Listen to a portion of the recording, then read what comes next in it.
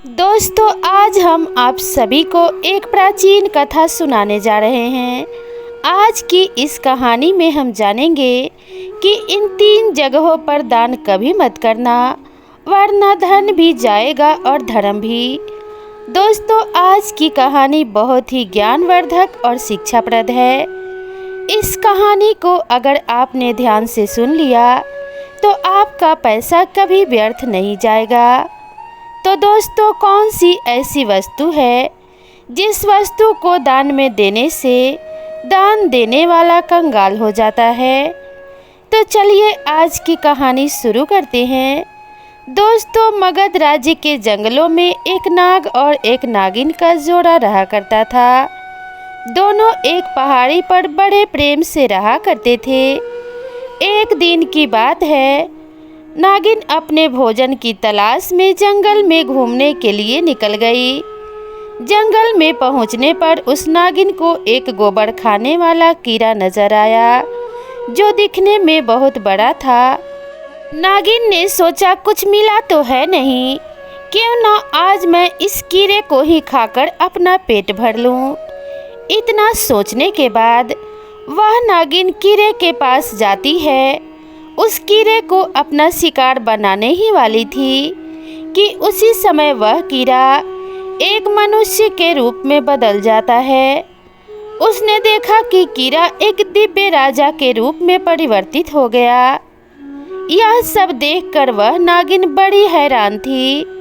राजा तो वहां से चला गया और नागिन वहां से भोजन की व्यवस्था करके अपने नाग के पास लौट आती है। लेकिन रास्ते भर नागिन अपने मन में विचार करती आती है कि आखिर वह कीड़ा राजा कैसे बन गया। नागिन नाग से कहती है, स्वामी, आज मैंने जंगल में एक बड़ी ही विचित्र घटना देखी, जिसे देखकर मैं बहुत ही आश्चर्यचकित हूँ।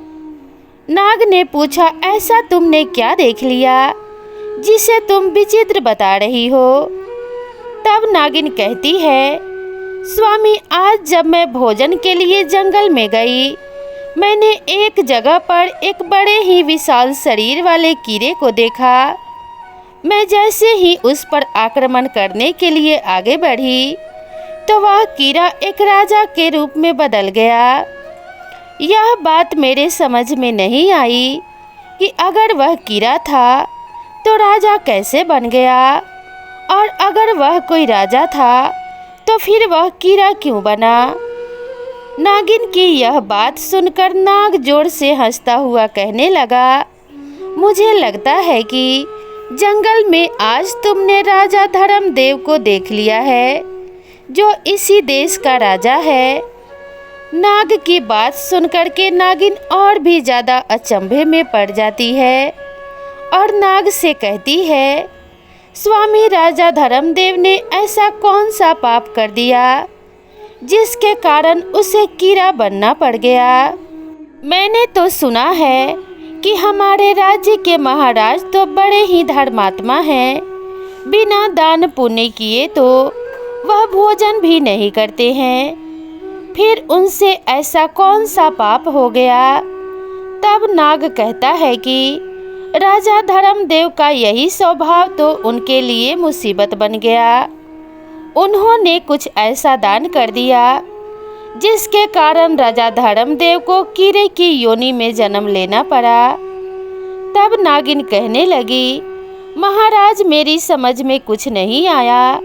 आप मुझे विस्तार पूर्वक समझाएं कि राजा धर्मदेव के साथ ऐसा कैसे हो गया। नागिन की बात सुनकर नाग कहता है कि प्राचीन समय की बात है। इस प्रसिद्ध राज्य में एक महादानी राजा धर्मदेव हुआ करते थे। राजा इतने बड़े दानी थे कि जब तक अपने द्वार पर आए हुए भूखे भिखारी और ब्राह्मणों को भोजन नहीं करा देते, तब तक स्वयं भी भोजन नहीं करते थे। यह उनके रोज का नियम था। पूरे राज्य में उनकी खूब प्रशंसा होती थी। राजा धर्मदेव के दान धर्म करने का भी एक नियम था। वह एक निश्चित समय तक ही दान धर्म करते थे। राजा धर्मदेव सुबह 10 बजे से दान बांटना शुरू करते और सूर्यास्त होते होते दान देना बंद कर देते थे। सूर्यास्त के बाद अगर कोई उसके यहाँ आ जाता था तो वह उसे दान नहीं देता था, बल्कि अगले दिन आने के लिए कहता था। राजा की ख्याति धीरे धीरे देश विदेश में फैलने लगी। अब तो हर रोज राजा धर्मदेव के द्वार पर याचकों की भीड़ लगी रहती थी। वह प्रत्येक दिन हर याचक को दोनों हाथों की अंजलि में जितनी स्वर्ण मुद्राएं आ जाए उतना धन दिया करते थे। सभी याचक राजा की जय जयकार करते हुए चले जाते थे। इसी प्रकार से राजा के दिन बड़े अच्छे से निकल रहे थे। एक दिन क्या हुआ, इसी राज्य का एक ब्राह्मण परिवार इसी जंगलों के पास एक छोटे से गांव में रहा करता था। ब्राह्मण और ब्राह्मण की पत्नी दोनों इस अवंतिका नगरी में एक किसी गांव के जंगल के आसपास एक ब्राह्मण परिवार निवास करता था। ब्राह्मण और ब्राह्मण की पत्नी बड़े आराम से अपना जीवन यापन कर रहे थे। ब्राह्मण बड़ा ही तपस्वी था। उसे अपनी मेहनत से जो कुछ भी मिलता उसी को खाकर अपना समय काट लेता था। एक दिन क्या हुआ, ब्राह्मण की पत्नी ने अपने पड़ोस में किसी के मुंह से सुना कि हमारे राजा बड़े ही धनी राजा हैं और बहुत ही दान पुण्य करते हैं। जो भी उनके द्वार पर जाता है उसे दान जरूर देते हैं। ब्राह्मणी पड़ोसन से यह बात सुनकर आई और अपने पति से आकर कहने लगी कि हमारे राजा बड़े ही दानी हैं। उनके द्वार से आज तक कोई निराश लौटकर नहीं गया। आप भी महाराज के दरबार में चले जाइए। महाराज से दान स्वरूप हमें कुछ मिल जाएगा तो हमारा समय भी आराम से कट जाएगा। ब्राह्मणी की बात सुनकर ब्राह्मण बोला, देखो मेरी जिंदगी का आधा समय तो बीत गया और आधा समय शेष बचा है, वह भी मैं जैसे तैसे काट लूँगा, पर मैं किसी के द्वार पर हाथ फैलाने नहीं जाऊँगा। ब्राह्मणी बोली कि महाराज आप कैसी बातें करते हो, जब आपका राजा दान दे रहा है तो प्रजा को दान लेने में कोई बुराई नहीं होती, और फिर हम तो ब्राह्मण हैं, हमारा धर्म है दान लेना। मैं कहती हूँ कि तुम राजा के पास एक बार जरूर जाओ। ब्राह्मणी कहने लगी, देखो अपने परिवार का अच्छे से पालन पोषण करने की जिम्मेदारी हर गृहस्थ की होती है। हर गृहस्थ व्यक्ति का यह धर्म है कि वह अपने परिवार को सुखी रखे, उसे हर सुख सुविधा प्रदान करे। जो लोग ऐसा नहीं करते उन्हें भी परिवार के भरण पोषण ना करने का पाप लगता है। नागदेव नागिन से कहते हैं कि ब्राह्मणी की बातों को सुनकर ब्राह्मण राजा धर्मदेव के यहाँ जाने को तैयार हो गया। अब तो ब्राह्मण अपने घर से राजा धर्मदेव के दरबार की ओर चल देता है। दोस्तों चलते चलते ब्राह्मण को शाम हो गई। इधर राजा धर्मदेव के दान देने का एक निर्धारित समय था। उस दिन राजा के दरबार में जितने भी याचक आए थे वे सभी दान लेकर जा चुके थे। अब राजा के दान देने का समय समाप्त हो चुका था। सभी दान पेटियों पर ताले लगा दिए गए थे। इधर ब्राह्मण बड़ी दूर से पैदल चलकर आ रहा था, लेकिन ब्राह्मण के पहुँचते पहुँचते सूर्यास्त हो चुका था। अब महाराज ने दान देना बंद कर दिया था। राजा और उनके सैनिक दान पेटियों को लेकर राजमहलों की ओर जा रहे थे। उसी समय रास्ते में ब्राह्मण उनके मार्ग में आ जाता है और कहने लगता है, महाराज मैंने सुना है कि आप हर दिन गरीबों को दान देते हो। मैं भी एक गरीब ब्राह्मण हूँ और काफ़ी दूर से पैदल चलकर आपके द्वार पर आया हूँ। कृपया मुझे भी दान दीजिए।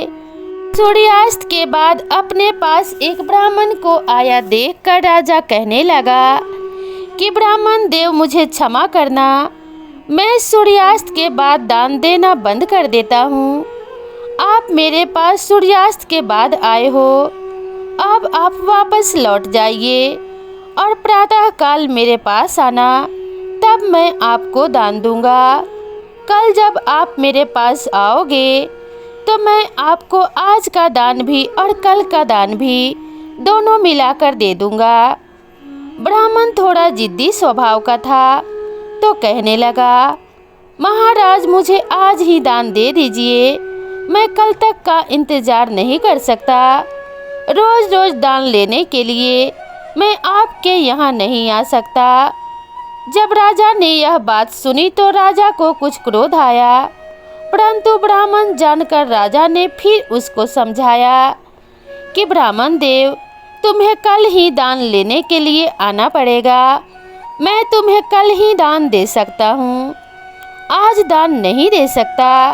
मैं अपने नियम नहीं बदल सकता। फिर ब्राह्मण बोला कि नहीं महाराज, मैं दान केवल आज ही लूँगा, कल मैं आपके पास नहीं आऊँगा। यह बात राजा को कुछ अच्छी नहीं लगी। राजा क्रोध में आया और क्रोधित होकर के राजा ने वहाँ कुछ घोड़े की लीद पड़ी थी, क्योंकि राजा चलते चलते घोड़े के अस्तबल के पास आ पहुँचे थे। राजा ने देखा कि ब्राह्मण आज ही दान लेने की हट कर रहा है, तो दान के रूप में राजा ने घोड़े की लीद उठाकर ब्राह्मण के कमंडल में डाल दी। ब्राह्मण उस लीद को लेकर सम्मान से अपने घर की ओर चल देता है। इधर घर पर उसकी पत्नी इंतजार कर रही थी। हमारे ब्राह्मण देव राजा के यहाँ से कुछ दान लेकर आते होंगे। ब्राह्मणी तो सोच रही थी कि राजा साहब उन्हें सोने की मोहरे देगा, जिससे हमारी सारी दरिद्रता मिट जाएगी। ब्राह्मण दान में घोड़े की लीद लेकर अपने घर पहुंचा तो ब्राह्मण की पत्नी बड़ी प्रसन्न होती है और ब्राह्मण से कहने लगती है कि देखो, मैं तुमसे कहती थी ना, महाराज के दरबार में दान लेने जाओगे तो महाराज हमारी गरीबी मिटा देंगे। यह बात सुनकर के ब्राह्मण बोले, देवी, दान देने वाले ने दान दे दिया और मैंने उसे ले भी लिया। तुम एक काम करो, इस स्थान को गोबर से लीप दो, तब मैं तुम्हें राजा के द्वारा दिया गया दान दिखाऊंगा, नहीं तो यह दान अपवित्र हो जाएगा। बड़ी खुशी के साथ ब्राह्मण पत्नी ने उस जगह को लीप दिया और उस जगह पर एक दीपक जलाकर रख दिया और वहीं जाकर बैठ गई। उसके बाद ब्राह्मण ने घोड़े की लीद से भरा हुआ पात्र अपनी ब्राह्मणी को दे दिया। यह देख कर के ब्राह्मणी बड़े आश्चर्यचकित होकर कहने लगी, यह कैसा मजाक है। ब्राह्मण ने कहा, मजाक कैसा? जो राजा ने दान में दिया है वह मैंने तुम्हें लाकर दे दिया। अब तो ब्राह्मणी बड़ी दुखी हुई कि राजा ने लीद का दान दिया है। क्या राजा के पास धन की कमी हो गई? चलो कोई बात नहीं, महाराज से गलती हो गई होगी, अब फिर से राजा के पास चले जाना। उस दिन के बाद ब्राह्मण कभी राजा के पास दान मांगने नहीं गया और ब्राह्मण धीरे धीरे अपना समय निकाल रहा था। ब्राह्मण ने उस लीद को अपने घर के द्वार पर रख दिया था। दोस्तों, ऐसा कहा जाता है कि दान का जो फल होता है वह कर्ता को 1000 गुना होकर वापस मिलता है। यदि आपने अपने जीवन में किसी चीज का दान किया है तो परलोक में उसका फल हजारों लाखों गुना बढ़कर मिलता है। राजा ने जो लीद का दान किया था उस लीद का भगवान की कृपा से ब्राह्मण के घर के द्वार पर धीरे धीरे एक पहाड़ सा बनता चला गया। इस तरह राजा के दान का फल बढ़ता जा रहा था। ब्राह्मणी ब्राह्मण से पूछती थी कि हे महाराज, इस लीद का क्या होगा? ये तो रोजाना बढ़ता ही जा रहा है। आप तो वेदों के ज्ञाता हैं, मुझे इसका मतलब बताओ। तब ब्राह्मण कहने लगा, देखो ये राजा के दान का फल बढ़ रहा है और इस फल को उसे ही भोगना पड़ेगा। यदि हम इसे उपयोग में ले रहे होते तो राजा को इसका शुभ फल प्राप्त होता। अब जबकि यह हमारे किसी काम की ही नहीं है तो इसका परिणाम अब राजा को ही भोगना पड़ेगा। यह बात सुनकर के ब्राह्मणी बड़ी सोच में पड़ जाती है। इस प्रकार धीरे धीरे समय बीतता गया और इधर उस लीद का पहाड़ काफी बड़ा हो गया था। एक दिन की बात है, राजा धर्मदेव वन में शिकार करने के लिए जाता है, परंतु राजा धर्मदेव को कोई शिकार नहीं मिलता है। जब कोई शिकार नहीं मिला तो राजाओं के पहले नियम होते थे कि राजा को जब तक कोई शिकार ना मिले तो वह बिना शिकार के वापस लौट करके घर नहीं जाता था, चाहे उन्हें मार्ग में ही कहीं रुकना पड़े। अब शाम का वक्त हो चुका था और सूर्यास्त होने के बाद किसी जीव को सताना क्षत्रियों का धर्म नहीं होता। यही सोचकर राजा ने सोचा कि अब मुझे यहाँ से चलना चाहिए और यहीं किसी स्थान पर ठहर जाना चाहिए। अब तो राजा साहब उस जंगल के पास ही अपने ठहरने का स्थान ढूंढने लगते हैं। ढूंढते ढूंढते राजा उसी ब्राह्मण के घर पहुंच जाते हैं जिसे राजा ने 15-20 वर्ष पहले लीद का दान दिया था। लेकिन राजा उस घटना को भूल चुका था। राजा धर्मदेव जब उस ब्राह्मण के घर पहुँचे तो वहाँ पहुंचकर राजा ने ब्राह्मण से कहा कि हे ब्राह्मण देव, आज मुझे आपके यहाँ ठहरने के लिए स्थान चाहिए। राजा की बात सुनकर के ब्राह्मण कहने लगा, ठीक है, आपका हमारी इस कुटिया में स्वागत है। दोस्तों, उस रात राजा धर्मदेव ब्राह्मण की कुटिया पर विश्राम करते हैं।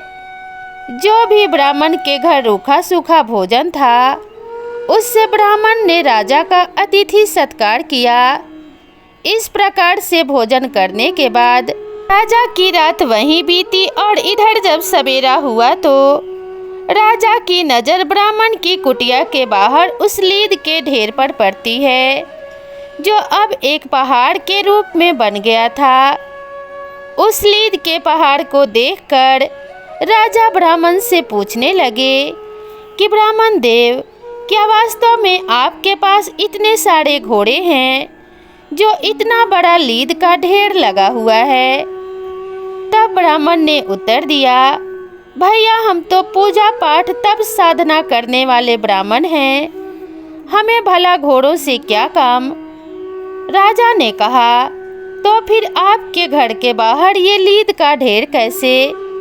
ब्राह्मण ने समझाते हुए कहा, देखो, तुम यदि जानना चाहते हो कि यह लीद का ढेर क्यों है तो इसके पीछे बहुत बड़ा रहस्य छुपा है।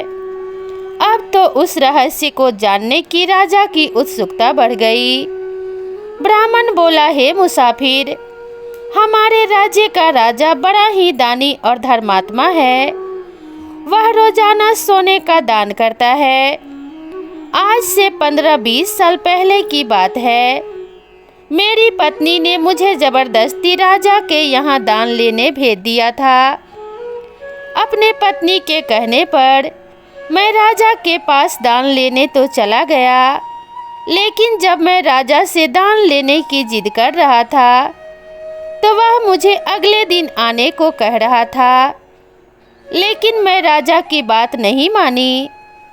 जब मैं दान लेने की जिद करने लगा तो राजा ने क्रोध में आकर मेरे कमंडल में घोड़े की लीद उठाकर डाल दी।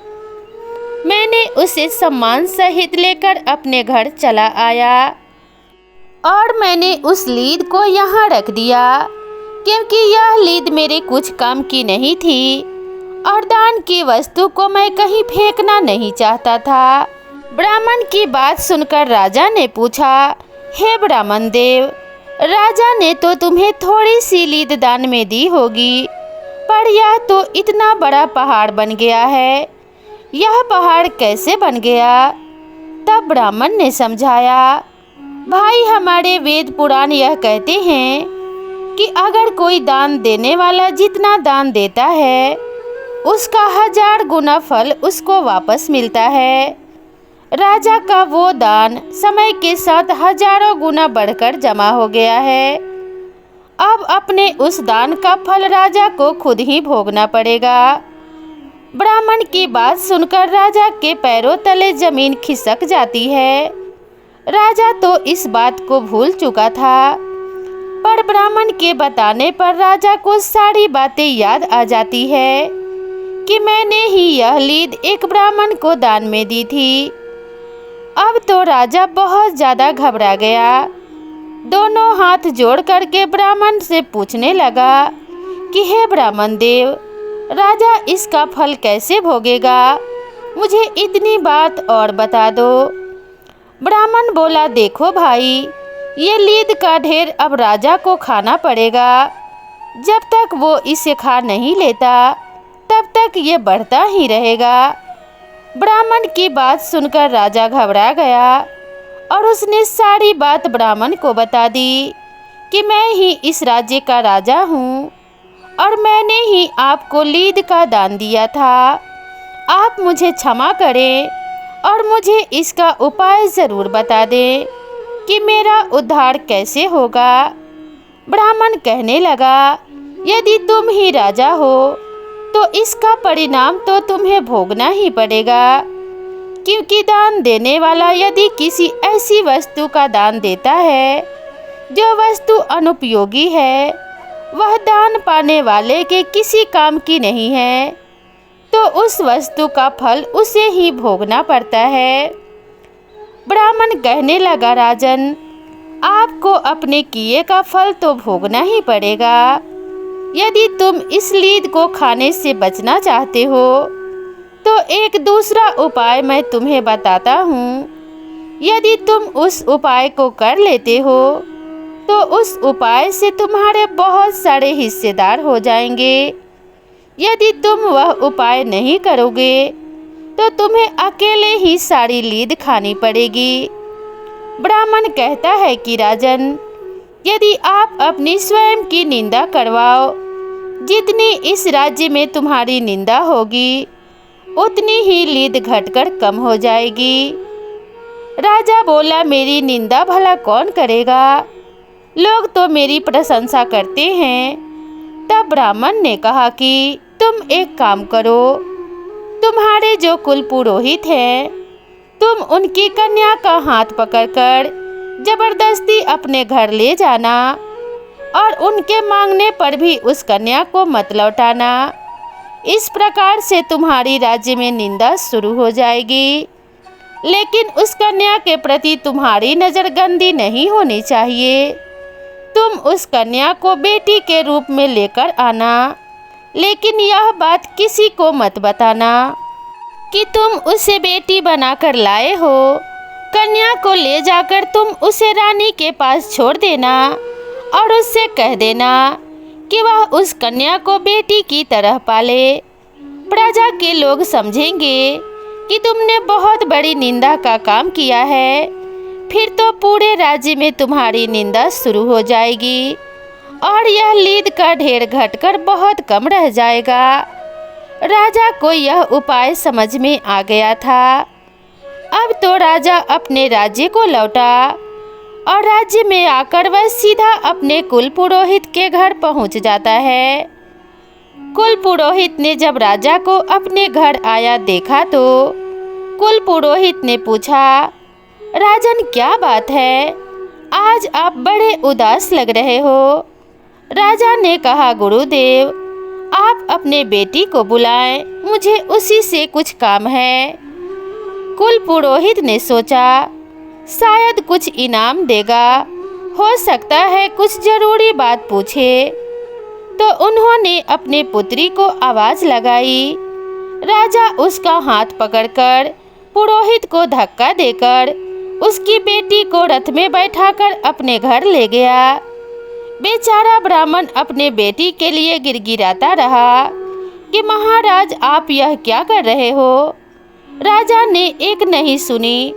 राजा चुपचाप उस कन्या को लेकर अपने महल में पहुंच जाता है और अपने रानी के पास छोड़ देता है और अपने रानी से कहता है, इसे बड़े प्रेम से पुत्री की तरह रखना और यह बात तुम्हें किसी को नहीं बतानी है।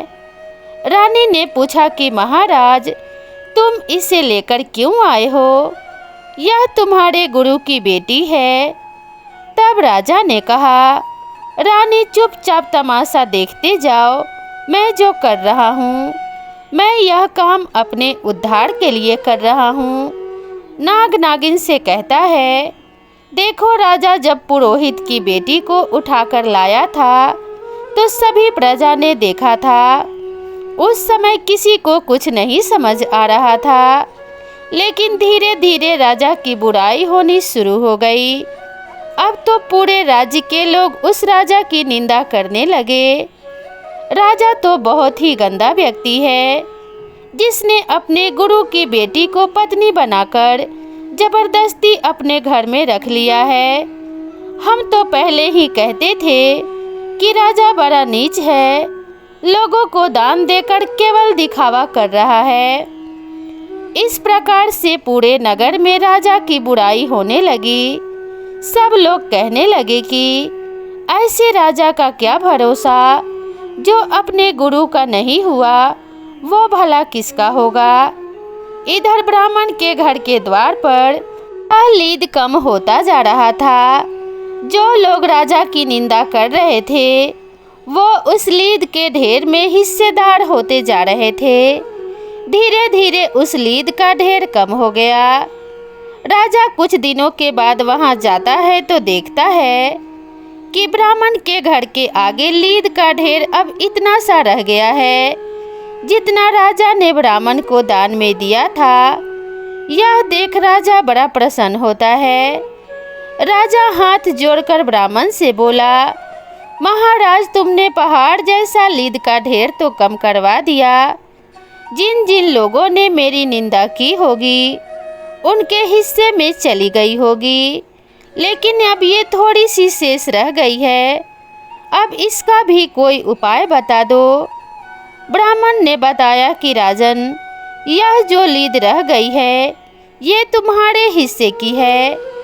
इसे तुम्हें किसी न किसी जन्म में खाना ही पड़ेगा। तुम्हें इसे खाने के लिए कीट की योनि में जन्म लेना पड़ेगा। राजा बोला, महाराज कोई ऐसा उपाय बता दो जिससे यह लीद खत्म हो जाए और मुझे कीट की योनि में जन्म ना लेना पड़े। तब ब्राह्मण एक उपाय बताता है कि राजन, मेरा एक भाई है जो तुम्हारी इसी नगरी में रहता है। वह बड़ा ही विद्वान और ईश्वर भक्त है। वे दोनों पति पत्नी बड़े ही सज्जन हैं, हर समय ईश्वर के ध्यान में लगे रहते हैं। लगता है उन दोनों ने तुम्हारी बुराई नहीं की होगी। यदि वो दोनों तुम्हारी निंदा कर दें तो ये बचा हुआ लीद का ढेर भी समाप्त हो जाएगा। ब्राह्मण की बात सुनकर राजा कहते हैं, महाराज यह भी प्रयास करके देखता हूँ। मैं उनसे भी अपनी निंदा करवाता हूँ। नाग नागिन से कहता है कि राजा भेष बदलकर उस ब्राह्मण के घर पहुँच जाता है। तो ब्राह्मण राजा का स्वागत करते हुए कहते हैं और बैठने के लिए उसे आसन देते हैं। राजा आसन पर बैठ जाते हैं। अब राजा उस ब्राह्मण से कहने लगा कि ब्राह्मण देव, मैंने सुना है यहाँ का जो राजा है वह बड़ा अन्यायी है। ब्राह्मण कहने लगा, मुझे नहीं पता। राजा कहता है, महाराज उसने अपने गुरु की पुत्री को बलपूर्वक अपने घर में रख लिया है। ब्राह्मण बोला, मुझे नहीं पता। राजा अपने ही मुख से अपनी बुराई करने लगा और कहने लगा, बताओ, अपने गुरु की पुत्री को अपने घर में रख लिया है, ये कहाँ का न्याय है? बड़ा ही दुष्ट राजा है। ब्राह्मण बोला, भाई मुझे नहीं पता और यह सब बातें मुझे क्यों सुना रहे हो? जब राजा ने बार बार उस ब्राह्मण को आलोचना करने के लिए उकसाया, फिर भी उसने आलोचना नहीं की, तब ब्राह्मण ने अपने तपोबल से देखा कि यह तो राजा है, यह तो मुझसे निंदा करवाकर अपने पाप में मुझे सम्मिलित करना चाहता है। तब ब्राह्मण कहने लगा, मैं तुम्हें पहचान गया हूँ, भलाई इसी में है कि आप मेरे यहाँ से वापस लौट जाइए। मैं कभी किसी की आलोचना नहीं कर सकता, कभी किसी की बुराई नहीं कर सकता, तुम्हारा पाप तुम्हें ही भोगना पड़ेगा। ब्राह्मण ने फटकार कर राजा को वहाँ से भगा दिया। निराश होकर के राजा वहाँ से लौट कर चला आता है और उसी ब्राह्मण के घर आता है जहाँ वह लीद का ढेर लगा हुआ था। ब्राह्मण के चरणों में आकर के राजा गिर पड़ा। राजा कहता है, हे ब्राह्मण देव, अब इसका कोई और उपाय नहीं है क्या? तब ब्राह्मण ने कहा कि नहीं, समझ लो अब तुम्हें ही यह सब खाना पड़ेगा, चाहे जैसे खाओ। यह बात सुनकर के राजा कहने लगा कि ब्राह्मण देव, पता नहीं कब मुझे कीट का जन्म धारण करना पड़ेगा, तब तक पता नहीं मुझसे कितने पाप होते रहेंगे। क्यों ना आप मुझे कुछ समय के लिए कीट बना दो, कीड़ा बनकर मैं इस लीद को खा जाऊंगा। ब्राह्मण कहने लगे, राजन, मैं तुम्हें कीट भी नहीं बना सकता, इतनी शक्ति मेरे अंदर नहीं है और यह काम तो भगवान का है। परंतु मैं तुम्हें इतना बता सकता हूँ कि यहाँ से मरने के बाद तुम एक कीट बनोगे और जब तक तुम अपने हिस्से की इस लीद को खा नहीं लोगे, तब तक तुम इस पाप से मुक्त नहीं हो पाओगे, क्योंकि तुमने जीवन में और कोई पाप नहीं किया है, हमेशा दान धर्म किया है, तुम्हारी दानियों में गिनती है, तुमने हमेशा गरीबों को दान दिया है। परंतु तुमसे यह एक भूल हो गई है, तुम्हें यह भूल भुगतनी ही पड़ेगी। कीट तो तुम्हें अवश्य बनना ही पड़ेगा, लेकिन इस लीद को खाने के बाद तुम मानव योनि को प्राप्त हो जाओगे। कुछ दिनों के बाद राजा धर्मदेव की मृत्यु हो जाती है और मृत्यु के बाद उसे गोबर खाने वाले कीड़े के रूप में जन्म मिलता है और जिस जगह पर लीद पड़ी हुई थी वहां जाकर के लीद खाने लगता है। धीरे धीरे कई वर्षों में उस लीद को वह कीट खाते खाते उसने हिस्से की सारी लीद समाप्त कर दी, बस थोड़ी बहुत लीद शेष रह गई थी। तभी तुम्हारी नज़र उस कीड़े पर पहुंच जाती है और उसे देखकर तुमने समझा कि मुझे भोजन मिल गया। जैसे ही तुमने उस पर आक्रमण करना चाहा, वह अपने हिस्से की सारी लीद खाकर समाप्त कर चुका था और उसी समय मनुष्य रूप में प्रकट हो जाता है और दिव्य देह पाकर वह स्वर्ग को चला जाता है। जरूर तुमने इस राजा धर्मदेव को देख लिया होगा। इसने क्रोध में एक ब्राह्मण को दान में लीद दे दी थी, जिसके कारण वह एक कीड़े के योनि में पैदा हुआ। दोस्तों, इस प्रकार एक महान दानी राजा को भी अहंकार में आकर किए गए दान का फल कीड़ा बनकर चुकाना पड़ा। दोस्तों, कहते हैं, जो व्यक्ति अनुपयोगी वस्तु का दान देता है, क्रोध के वशीभूत होकर के दान देता है, अहंकार बस दान देता है, वह हमेशा पाप का भागी होता है। दान देने से पहले मनुष्य को अपनी अंतरात्मा को टटोलना चाहिए। यदि दान देने की सामर्थ्य नहीं है तो दान नहीं देना चाहिए। हमारे द्वारा दिया गया दान हमें कई गुना होकर वापस मिलता है, चाहे वह इस जन्म में मिले या अगले जन्म में। यदि हमने किसी के लिए खाने की वस्तु दान की है तो आने वाले कई जन्मों में हमारे लिए कभी भोजन का संकट नहीं होगा। यदि हमने किसी का मजाक उड़ाया है, अहंकार वश उसे दुखी किया है, तो उसका फल हमें कई गुना होकर मिलता है। इसलिए जाने अनजाने कभी ऐसी गलती ना करें जिसके कारण हमें इस जन्म में और अगले जन्म में भी पछताना पड़ेगा। तो दोस्तों, आप सभी को यह कहानी कैसी लगी कृपया कमेंट करके ज़रूर बताएं और इसी तरह की नई नई कहानियों के लिए मेरे चैनल से जुड़े रहें। तो दोस्तों, मिलते हैं इसी तरह की नई और ज्ञानवर्धक कहानी के साथ। तब तक के लिए नमस्कार।